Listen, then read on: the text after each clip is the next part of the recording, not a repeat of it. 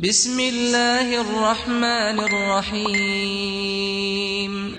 अस्सलाम वालेकुम friends, welcome back to my channel. सबसे पहले तो मैं आप लोगों से माज़रत करना चाहूँगी। ये वीडियो रमज़ान के आखिरी अशरे में अपलोड होनी चाहिए थी, बट आपको मालूम है आखिरी अशरे की मसरूफ़ियत अलग सी होती है, तो इस वजह से मैं अपलोड नहीं कर सकी। तो आज हम बना रहे हैं टोटिया रैप्स, और टोटिया की रेसिपी क्योंकि मैं पिछले वीडियो में ऐड कर चुकी हूँ, तो आप वही वाली रेसिपी आप फॉलो कर लीजिए, तो इजीली आप रोटियां घर पे तैयार कर सकते हैं।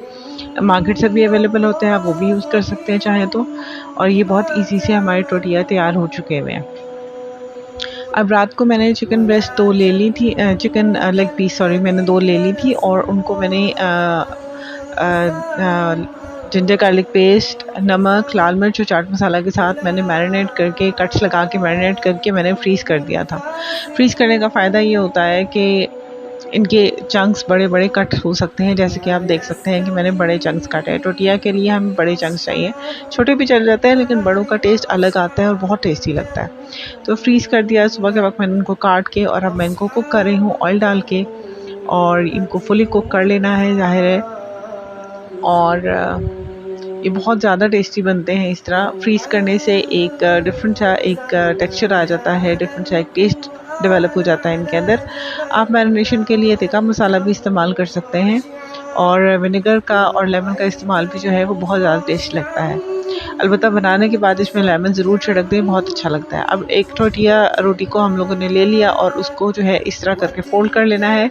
इससे हमारी जो है वो निशान लग जाएगा कि हमारा सेंटर कहाँ बन रहा है।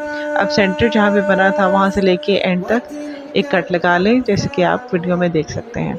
अब इसके फर्स्ट फोर्थ पार्ट पे हमने चीज़ स्प्रेड लगा दिया है, दूसरे पे हमने सैलड लीफ रख दिया है, फिर चिकन रखा है, और लास्ट जो फोर्थ पार्ट है उसके हमने चेडर चीज़ ऐड कर दिया है। आप अपनी पसंद के मुताबिक चीज़ें इसमें ऐड कर सकते हैं या सब्ट्रैक्ट कर सकते हैं, लेकिन कोशिश करें कि पूरी रोटी पे हर पार्ट पे कुछ ना कुछ मौजूद ज़रूर हो, वरना ड्राइनेस फील होती है।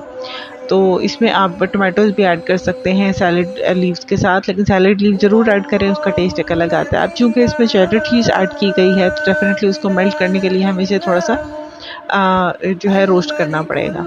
ग्रिल पैन के ऊपर रोस्ट होगा तो खूबसूरत लगेगा। मेरे पास ग्रिल पैन फ़िलहाल अवेलेबल नहीं था, तो मैंने नॉर्मल तवे पे इसके ऊपर ग्रिल कर लिया है। बहुत ज़्यादा कुक करने की ज़रूरत नहीं है, वरना ये ज़्यादा हार्ड होके फिर खाया नहीं जाएगा। तो आपके मज़ेदार से टोटिया रैप्स तैयार हैं। उम्मीद है आसान सी रेसिपी पसंद आई होगी। इंशाल्लाह फिर मिलेंगे।